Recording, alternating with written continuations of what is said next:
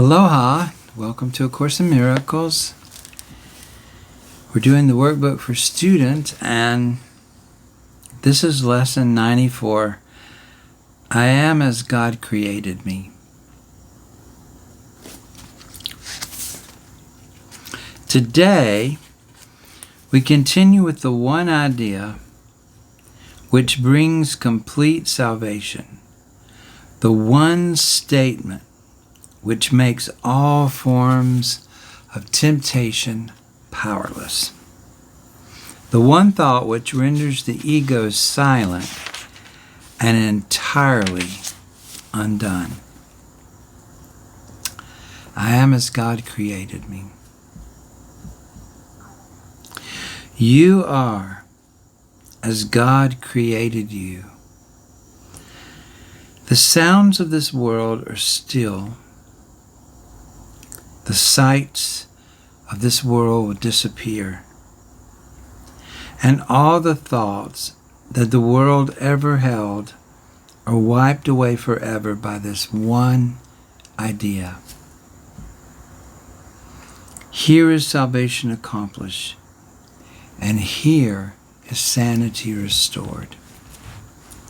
True light is strength, and strength is sinlessness. If you remain as God created you, you must be strong and light must be in you.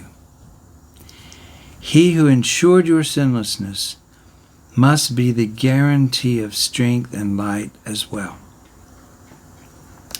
You are as God created you. Darkness cannot obscure the glory of God's Son. You stand in light, strong in the sinlessness in which you were created and in which you will remain throughout eternity. Today we will again devote the first 5 minutes of each waking hour to the attempt to feel the truth in you. So you see, we're not really trying to tell ourselves something over and over again until we sort of believe it and that will make it so. Or just believe it because this book says it. But we're really attempting to actually experience what this course is talking about. And that's what practicing these times of 5 minutes each waking hour to attempt to feel the truth. That's why just reading the book isn't going to get us there, because it's not about the book. The exercises are leading us to an experience. The Course calls it a holy instant. Experience the miracle of really feeling and experiencing our true self. So that it isn't something that we just accept, but it's something that we've experienced.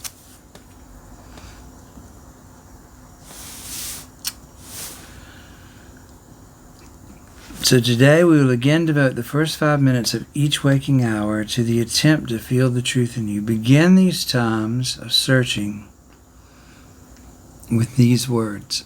I am as God created me. I am His Son eternally. Now try to reach the Son of God in you, not out there somewhere, but in you. This is the self that never sinned, nor made an image to replace reality. This is the self that never left its home in God to walk the world uncertainly. This is the self that knows no fear, nor could conceive of loss or suffering or death.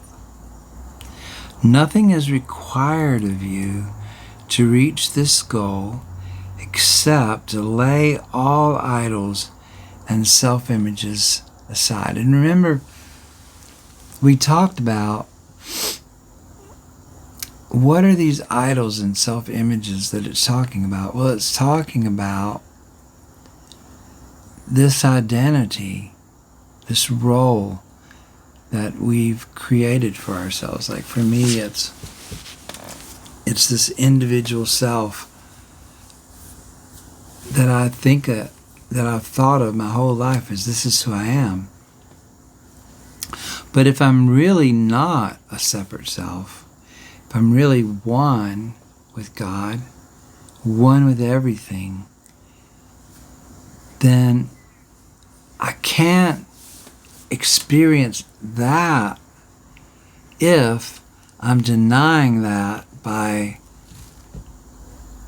choosing to experience what the ego has convinced me is really my true self, which is the separated self, the self that is built on a thought system of sin,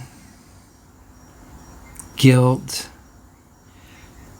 punishment, fear, and all that.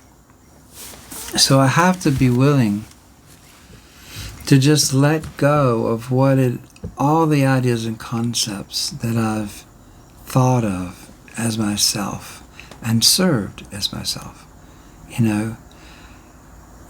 I created this concept of who I am, and now I am playing in that role.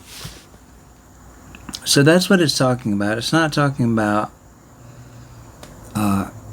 normally what you think of in the Bible, like, oh, I have to give up this really cool car that I like, or I have to really give up my favorite guitar, or my girlfriend, or whatever, or these statues in my home that look like Buddha or something.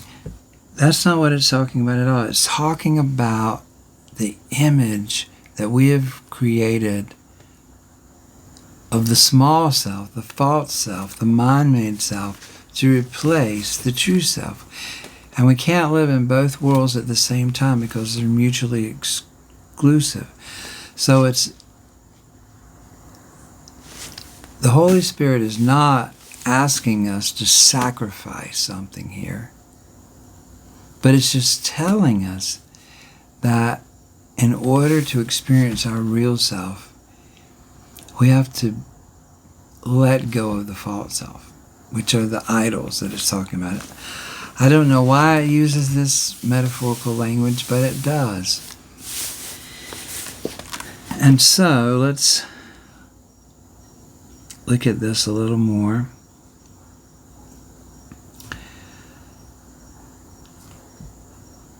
Nothing is required of you to reach this goal, the goal of experiencing our true self, except to lay all idols and self-images aside.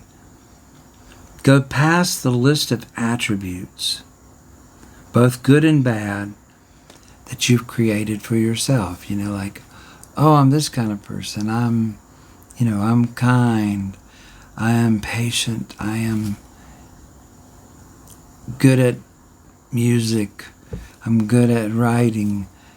But I'm bad at this. All these attributes that we've used to create the false image, we have to go past them, transcend them.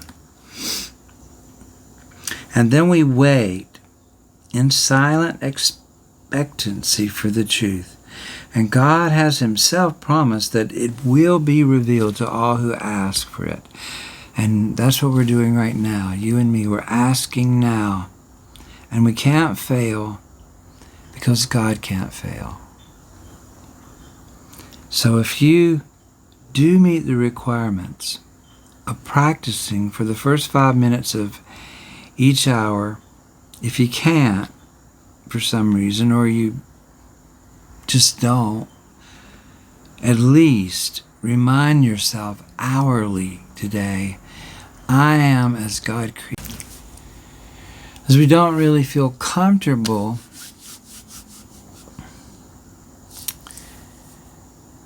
meeting our real self and letting go of this world and the ego and all that it represents, and that's okay. And Jesus and the Holy Spirit know that that's the way we feel, and that's why there's 365 lessons. And so if it doesn't happen today, it could happen tomorrow. Because now is the time, anytime that we truly and seriously let go and really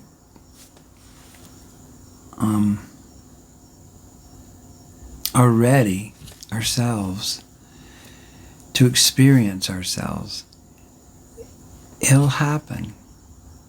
So if you're feeling discouraged at all, don't, because that's what we're here for. That's really our purpose in life, is to find out who we really are and to learn this course is teaching us how to get rid of everything that stands in the way of seeing ourselves. That shadow, remember that shadow that surrounds the light? And getting us to examine with Jesus every part of the ego and see that it's not really real, and just let it go. So I just want to encourage me that we're getting there. Like this says, every effort, if you don't do every single hour, whatever you do, whatever time you spend doing these exercises today, each moment that you spend in these exercises will be a giant stride toward our release and a milestone in learning the thought system which this course sets forth.